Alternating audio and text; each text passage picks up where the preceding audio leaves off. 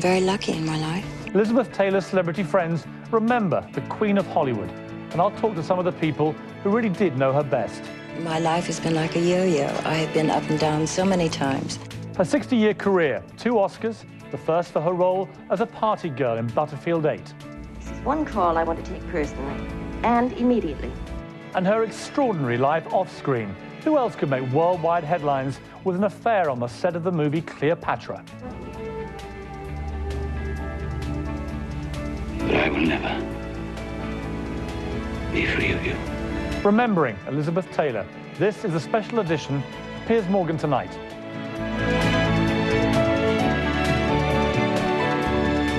Good evening. Tonight, Hollywood and the world are remembering the woman who defined screen glamour for several generations, Dame Elizabeth Taylor.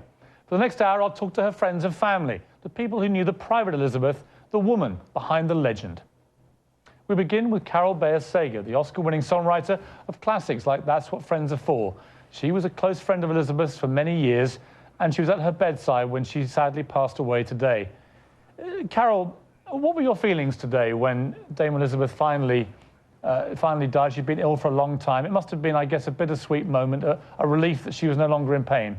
Yes, I mean, I went there last night to say goodbye, and I knew she was going, and I hated that she'd been in hospital for 7 weeks, but she wasn't in pain last night, and she wasn't really conscious when I saw her, but I was there with Liza and Maria, two of her daughters, and her 2 daughters, and I was able to say goodbye.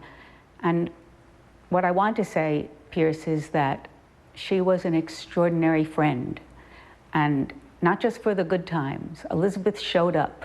She showed up in my life when my marriage broke up many years ago, and to Burt Bacharach. She was there. She was there for her friends, for her family. Her assistant, Tim, who's been with her for 20 years, when his mother died this year, she insisted that she come and stay at her home, and she made a hospice for Tim's mom, and she made a hospice for her longtime publicist, Chen Sem, who died a number of years ago, and she died in Elizabeth's home. She was there for Roddy McDowall, who she loved dearly. They were child actors together, and she held him in her arms, and she knew how to show up. She showed up for Michael Jackson when he needed support. She flew across the world to be with him years before the big case, the incident before that. I mean, she was an extraordinary, loving, generous friend.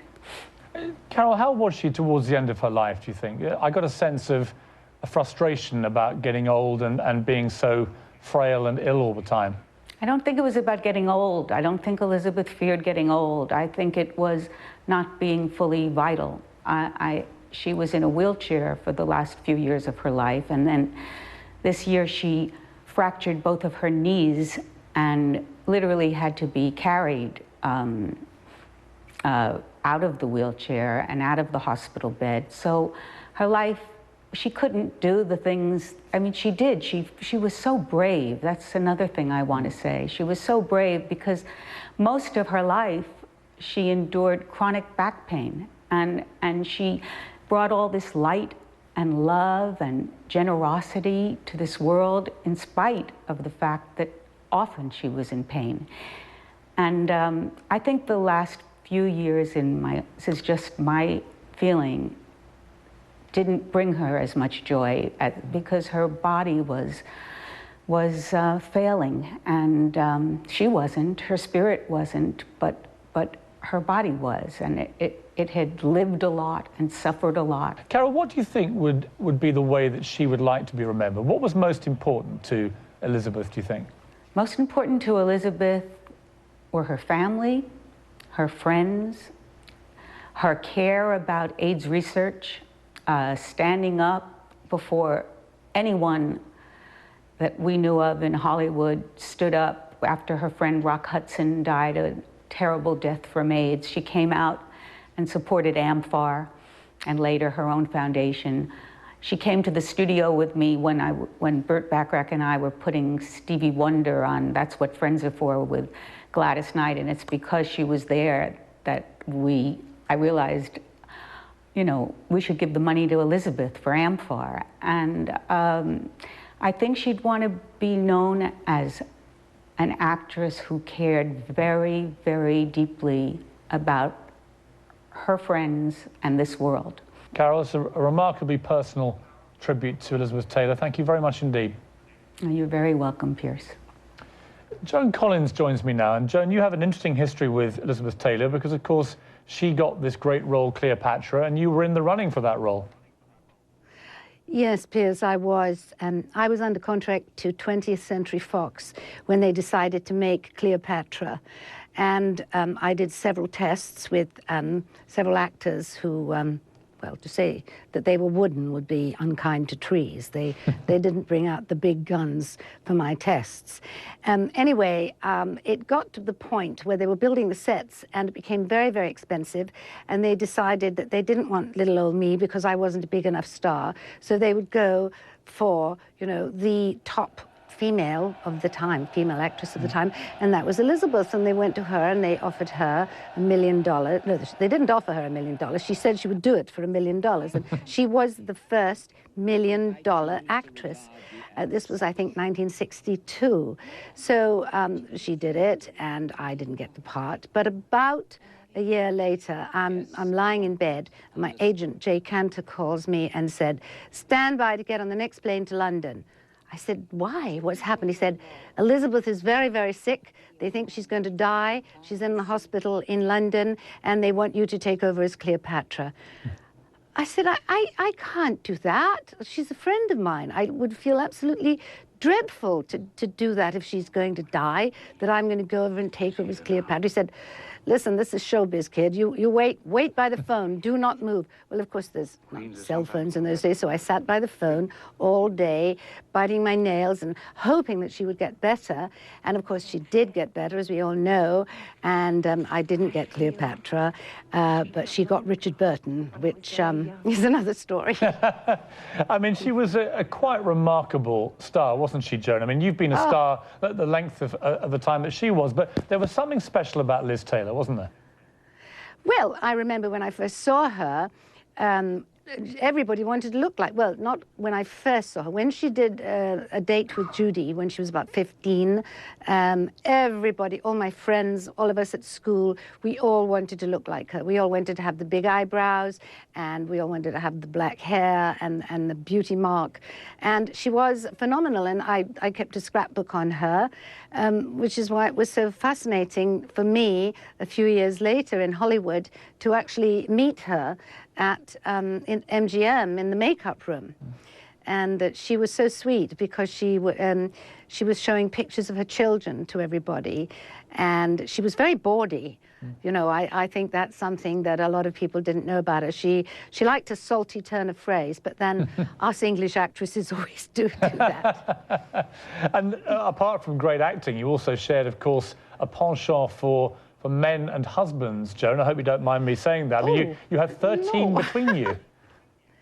Oh, that's true. And in fact, the last time that I got a divorce, she sent me a note and she said, "I'm still ahead by 3. I sent one back saying, "Don't worry, Liz, I'm going to catch up." I mean, just and Liz, I actually didn't call her Liz. I always called her Elizabeth because she didn't like being called Liz. And so I think people had a huge amount of respect for her. And the thing that was so amazing about her is that most women really liked her. She was a gal's gal, you know, like Carole just said. She was so one of the girls, and people liked, and of course men just fell all over themselves for her. Yeah, an amazing woman, an incredible actress. Yes. Joan Collins, thank you so much for that insight. I really appreciate it. And I want to bring in someone who interviewed Elizabeth Taylor more than just about anybody else, my predecessor, Larry King. Larry, it must be a very sad day for you. You knew Liz Taylor probably better than most people. It is, Piers. I know her since the late 1970s, and as Joan and Carole have said, she was extraordinary in so many ways. If you look at her life, she was a great child star. Look at National Velvet. That picture holds up. A great screen actress, despite her beauty. Sometimes people are so beautiful that people overlook how talented they are. She was an extraordinary actress. She changed her faith. She became Jewish. She had one of the largest breakups in movie history. She broke up a marriage. Debbie Reynolds and Eddie Fisher, retained her dignity, married Richard Burton twice, told me once that the great love of her life was Mike Todd, who died in a plane crash. Really? She was so giving, and when she supported you, if she liked you, you had no better friend. There's a lot of comparisons to Sinatra and her. Both icons, both said whatever they thought, didn't care what the press thought about them.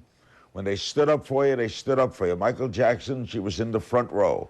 First real star to stand up for AIDS. There's so many things about her. In fact, everything you can do in life, she did. Larry, I wanted to just play a clip now from one of your interviews. This one's from 2006, and I'll talk to you after we've watched a bit of this. Is it hard, Elizabeth, or easy to work with someone you're in love with? No, I've never had a better time in my life. Than working with Richard? Yeah, on Virginia Woolf.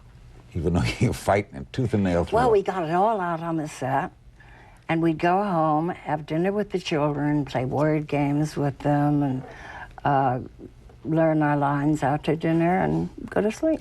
Did you love doing that play? I did. Because that's top of the crop writing, isn't it? Oh, wonderful. And wonderful words to wrap your lips around. How did you like, was Richard a helpful actor? He was a brilliant actor and helpful, and we were like on the same beam so much that we triggered each other off. Is that still the ring he gave you? Well, I don't throw it often. Can we get a shot of this ring? Because it's sinking ships, and was this his engagement ring to you? No, it was like a couple of years later. Just a gift. Yeah. A bauble, he gave it to you. Yeah. Just a tiny little massive rock there, Larry. I mean, Yeah. it was a compelling interview. What do you think made her? You'd have loved her, Piers. Yeah. She was a great interview because she gave you what you wanted. What do you think She made knew her? she knew how to respond. Larry, what do you think made her such a great star? And I saw today that you said earlier, that in your view, she was possibly the last of the great stars. What made her that? Because of the combination. First of all, Piers, you've never seen eyes like Elizabeth Taylor's. They were violet. They were deep violet. She was a tiny woman. She was not tall at all, tiny. But she had a face. It went right through you. So she had that. She had a magnificent presence. And that lasted. And when you say she was the last, she was the last. There's no one could step in her shoes. I was talking today to someone. I couldn't think of anyone in the film industry today who could sadly pass away. Let's say, pick anyone who would have the attention she is getting today around the world. It's very true. And she, as I was saying to Joan Collins earlier, she was married 8 times. So were you, Larry. I always thought the easier thing for the pair of you may have been to have got together when you were younger. No, we had a friendship. Might have saved you a lot of money, Larry. Yeah, it did. Tell me more about her as You'd have loved her. Yeah, what was she like away from the cameras, Larry? What was she like? Same as she was on camera. She told you what she thought. She was fun to be with. She was, as Joan said, she was very funny.